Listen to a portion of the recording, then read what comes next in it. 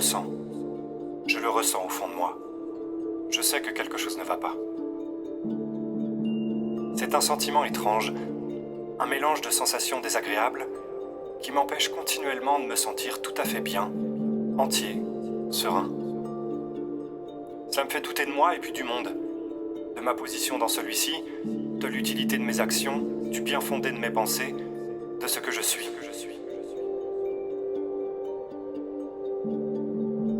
Comment me sentir bien quand je suis atteint de la conviction, pourtant quasi étouffé par un quotidien surchargé, la conviction de ne pas me trouver au bon endroit, la conviction de ne pas emprunter le bon chemin. Comment me sentir satisfait des plus petites choses lorsque flotte constamment autour de moi ce voile, sombre et parfois lourd, qui m'empêche de profiter pleinement de ma vie, de me sentir léger en toutes circonstances et satisfait de chaque journée. Certains parmi nous cohabitent avec la joie pure, un temps ou par intermittence. Mais même celle ou celui qui se plonge parfaitement dans l'optimisme ou le plaisir, dans l'instant ou dans la non-interrogation du sens des choses, même celle-ci, même celui-là, seront un jour rattrapés, par la raison ou par les sensations, par les émotions ou par le corps, par la certitude que quelque chose ne tourne pas rond. C'est presque une évidence, quelque chose cloche avec le monde. On ne croit plus aux promesses. Même l'espoir est en voie de disparition. On accuse la jeunesse de 1000 mots, c'est pourtant elle qui semble y voir le plus clair. Elle qui ne tient pas à participer au suicide collectif. Il y a les mensonges, les manipulations et les promesses. On nous assure, les yeux dans les yeux, avec une voix chaleureuse, un beau costume et un rasage impeccable, que l'humanité guérira de son cancer. Que pour cela, il lui faut fumer plus encore, augmenter les doses, acheter plus de paquets. Notre cerveau, en manque d'alternative, peut alors se laisser conquérir par le désespoir. Je ne peux pas suivre ces gens, mais je ne distingue aucune autre voie. Et je n'ai pas la force de tracer mon propre chemin. La fuite, l'abandon, sont parfois ce qu'il y a de plus intelligent à faire. Mais rassurez-vous, qu'on l'admette ou non, nous en sommes tous à peu près là.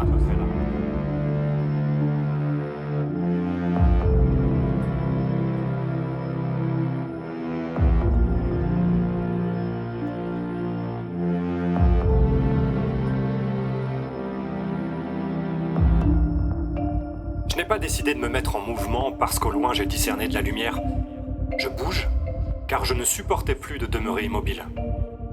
Je ne suis jamais sûr de moi. Chaque matin je me questionne, chaque soir je fais le point, mais je sens en moi du mouvement, et juste cela me fait du bien. Je m'en contente pour le moment.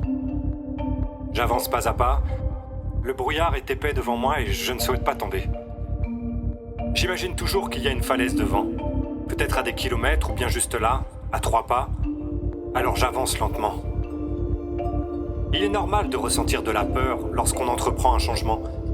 Nous dépensons même parfois une énergie folle, simplement pour demeurer à notre place, cédant à cette petite voix en nous qui nous empêche bien souvent de progresser. Parce que la tranquillité est confortable, parce que la peur fait peur, parce que les autres autour, eux non plus, ne bougent pas.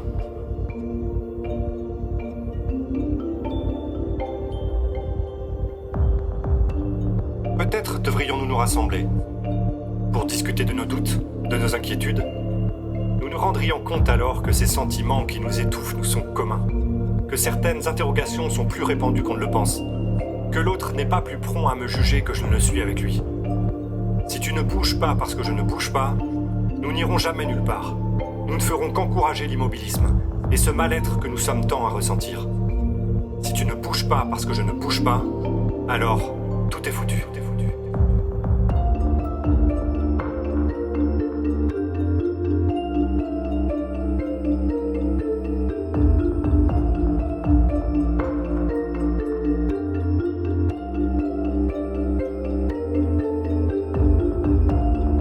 Car ce à quoi fait face l'humanité aujourd'hui est le vide. Le vide d'alternatives, le vide de ressources, le vide d'espoir. Mais ce qui paraît insurmontable pour un esprit seul ne l'est peut-être pas pour un groupe. n'échanger que 3 mots est un bon début, mais peut-être qu'un jour nous travaillerons rigoureusement à l'élaboration d'un but commun. Ne restons pas seuls avec nos pensées. Les mettre sous le tapis ne les rendra que plus durs à affronter. Ne gaspillons pas notre énergie à fermer les yeux, à nous ignorer, à nous satisfaire de l'obscurité. Souvent, je me sens lourd, je tourne en rond, je m'épuise à seulement observer ce fardeau qu'il m'est impossible de soulever. Mais si nous pouvions rassembler nos forces, mélanger nos idées, il n'est pas grand-chose que nous ne pourrions alors surmonter. Faisons en sorte de n'avoir plus tard rien à nous reprocher.